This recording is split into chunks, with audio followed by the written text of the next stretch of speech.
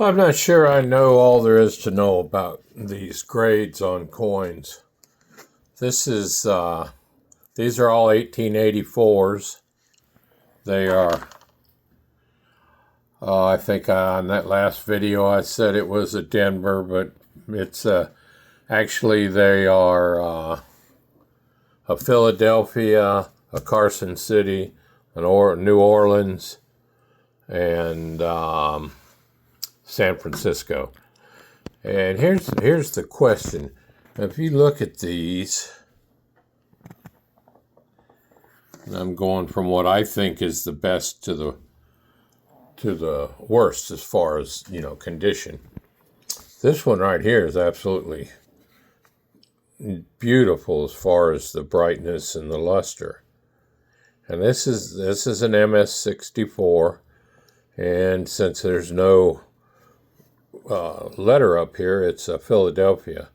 But if you see, it's very hard to see, but there is a little bit of mark on the face, but that's an absolutely gorgeous coin. It's a little bit of stuff in the field, and if you look at the breast feathers, they're there. They're not. It's not slick, or very faint. Then if you look at here, this is an Orleans. This one is, trying to get it where it'll show. This one has a little more scuffing, has some toning on the obverse or the front, and then there's some more toning on the back, and the breast feathers aren't so pronounced on this one. But these are both MS-64s. Then you go to this one, this Carson City.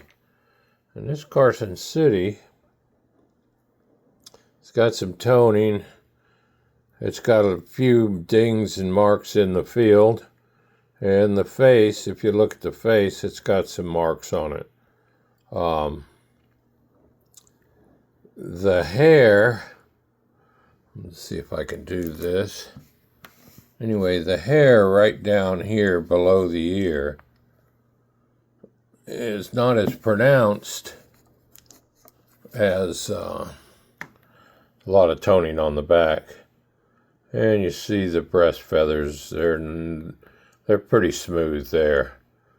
But the hair isn't as pronounced. You go from a MS-64 Carson City to this 1884 Sacramento AU-58, and it is maybe a little brighter. This is the brightest coin in the whole group right here.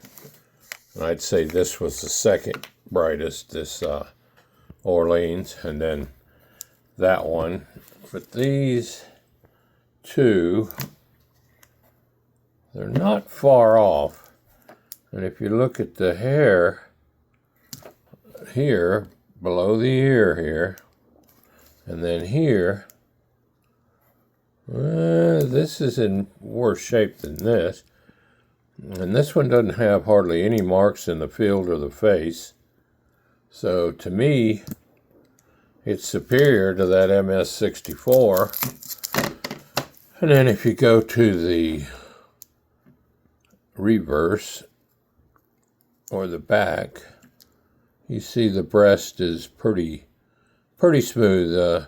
The wing feathers and everything else is pretty pronounced. But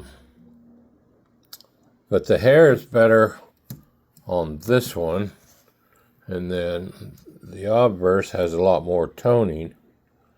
But the feathers are pretty slick on that one too. So I'm not so sure how either this one was overgraded compared to these two, or this one is undergraded compared to this one. If you move this over, put this here,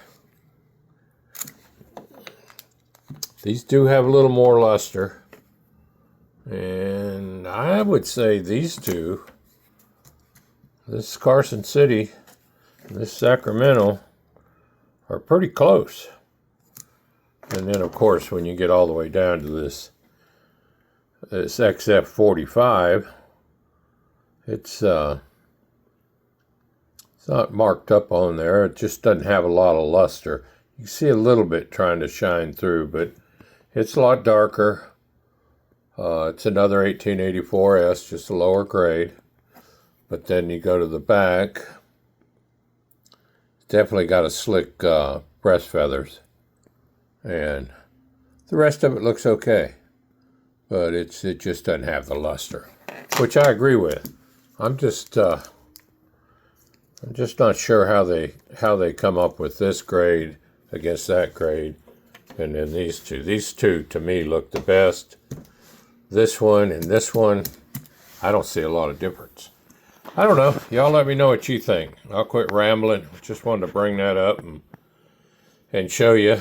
I don't know. I've never been able to figure out. Sometimes you look at one and go, wow, that's beautiful. And then you look at the grade and it's like, huh? That's pretty low. Or vice versa, you know.